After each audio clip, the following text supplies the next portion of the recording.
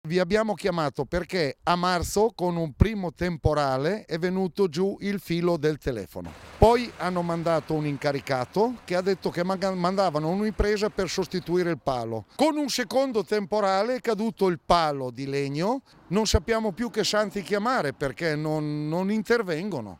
È arrabbiato e indignato Mauro Pilati, titolare con il figlio di un'officina di riparazione di mezzi agricoli in via Roma a Trevignano. La richiesta di un intervento urgente per sostituire il palo del telefono spezzato dalle ultime intemperie sta diventando una vera e propria odissea per questo imprenditore. La società del telefono, più volte interpellata al numero verde, ha promesso di risolvere il problema al più presto, ma è da oltre un mese che il filo del telefono è sospeso ad un'altezza di 3 metri, ostruendo il passaggio dei mezzi pesanti diretti in officina. Noi ogni volta che ci arriva un camion a scaricare oppure dobbiamo consegnare dei trattori non riusciamo a uscire perché c'è il cavo sempre di penzolone e a rischio e pericolo che quando ci arrivano i clienti con i mezzi pesanti che tirano giù tutto. Il comune di Trevignano è a conoscenza della situazione. Al telefono il sindaco Ruggero Feltrin ci conferma che la società del telefono è stata più volte interpellata per risolvere il caso, ma ad oggi non si è ancora visto nessuno.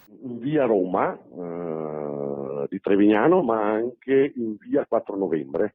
Sono due pali della Telecom che sono caduti in base al tempo, anche perché molto probabilmente erano ammalorati, sono pali di legno, vecchi pali della Telecom. Noi li abbiamo sollecitato e spero che quanto prima provvedano.